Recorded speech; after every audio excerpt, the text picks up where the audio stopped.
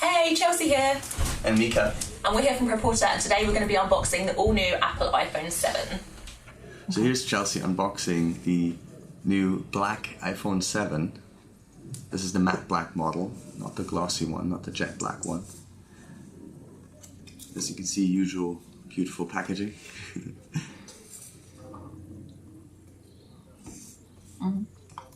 So there's the phone.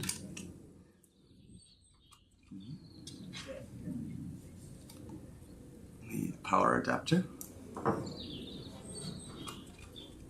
And here are the headphones, and if you turn them around, you see that is the adapter from Lightning to headphone jack. So this is the adapter you'd want to use if you want to keep using your analog headphones with the iPhone 7. And there's the Lightning cable. So no big surprises here apart from the new adapter cable. Okay, so here is the all-new Apple iPhone 7. Let's just remove this plastic cover. This is everybody's favourite bit. Okay. So as you can see, we've ordered in the all-black version of the iPhone 7. It's got this really beautiful bead-blasted aluminium finish in a really nice matte black. Apple have actually brought back the white on rose gold, silver and gold colour options. And there's also, which I'm sure you've seen, an all jet black finish. It's super glossy and really, really nice. So one of the things you've probably already heard about the iPhone 7 is that it's actually water resistant. So this is the first time Apple have done this on a phone, which is really cool. Micah, why don't you tell us what that actually means? What it means, it's IP67 certified. The 6 means that it's completely dust proof, which is quite good because there have been some, reports with the older iPhone models that dust can get caught under the screen, and there have been problems with that before, so that can't happen with the new iPhone. It's completely dust proof.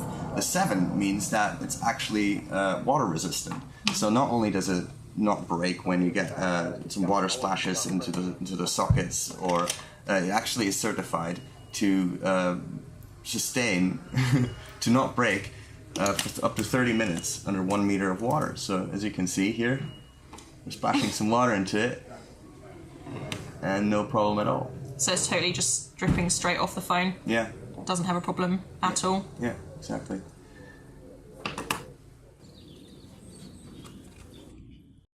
But what does this mean in real life, Chelsea?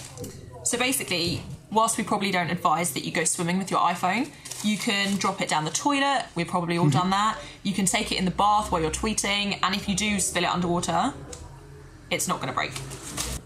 So a word about the battery life. So as you can see, the new iPhone is just as thin and beautiful as the old iPhones, but Apple has said that it can get up to 2 hours more battery than the iPhone 6 and an hour more than the iPhone 6s. The way they've done that is not by increasing the size of the battery, but by actually making the phone more efficient. And they've used a new chip called the A10 Fusion chip. And what does the Fusion mean in that description? Well, for the first time, Apple actually has a quad-core chip in their phone, and but they're not 4 cores that have the same speed. There's actually 2 that are much slower than the other 2. And the reason they do that is that a phone usually has to perform a lot of tasks in the background, like updating apps and checking email, and these don't really need a lot of horsepower.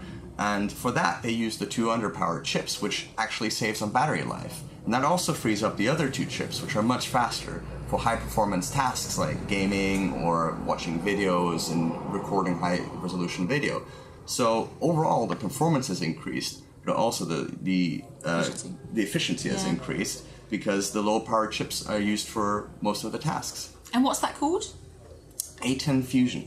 Okay, and so they're using a big little configuration then in the device? Yes, the configuration is big little. That's something that has been around in the Android world for quite some time. But it's the first time that this kind of architecture has been used in an iPhone. Cool. So they haven't, using this technology, they haven't actually needed to increase the size of the battery? Yeah.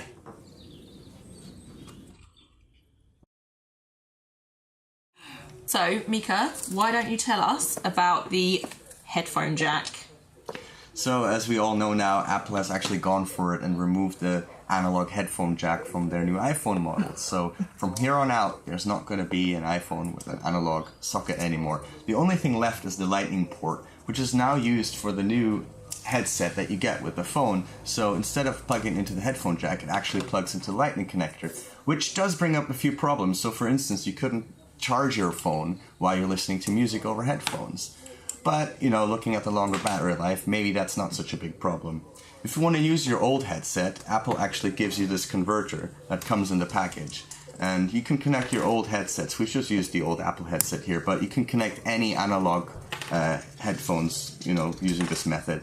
Some early reports have shown that it does lose a bit of dynamic range, but that should only affect people listening to high quality lossless files. It doesn't really affect anybody who's just listening to MP3s. So, dual speakers. Yeah. Tell us about this.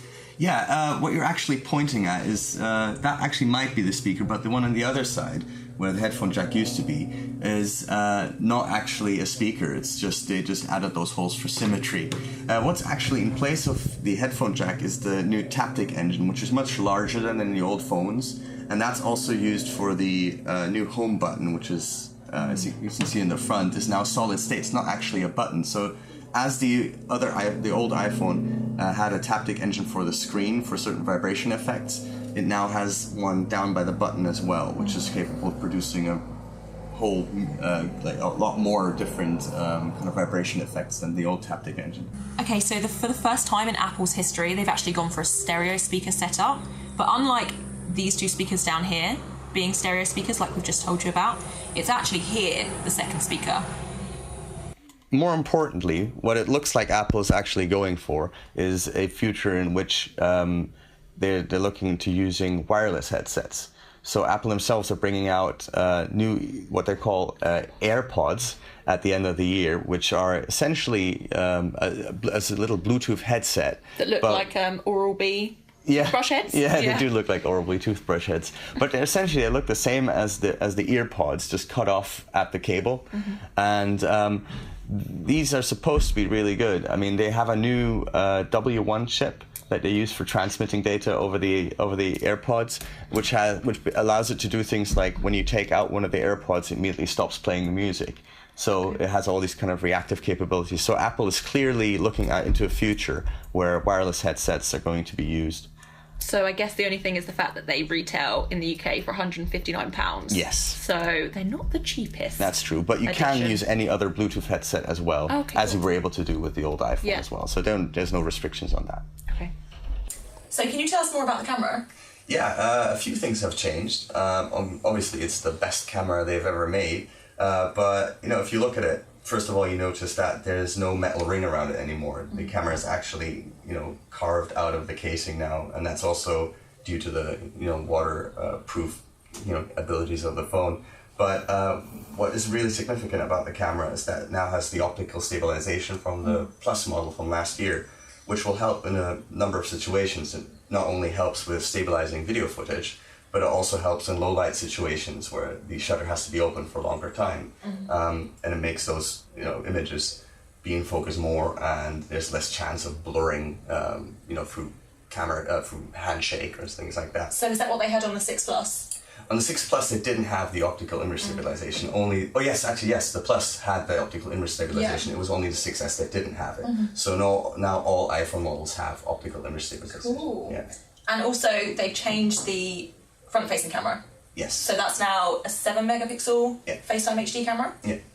Good selfies. Indeed. Okay, so let's have a go at turning this on. As you can see, you've got the normal Apple home screen. We'll let this turn on for a second. And whilst we do, we'll just quickly talk to you about iOS 10. So I'm sure people have been using it already. I know it was available for beta testing a couple of months ago. Back in June, Apple had their Worldwide Developers Conference where they announced all of their new software. And what's really cool about iOS 10 is it's been really opened up to individual developers. So Siri, for example, can have integration with loads of different apps. So like if you're using Uber and you want to book a cab, you can do it through Siri. So that's really cool. So here we go, we've got it turned on, up to the normal iPhone 7 sort of, what you see, the introductory menu. Looks like everything is pretty much the same. We just don't have a SIM in it. But yeah, that's what it looks like. So thank you all for watching. We hope you enjoyed watching our unboxing video. And stay tuned for more videos on a new iPhone 7 product range.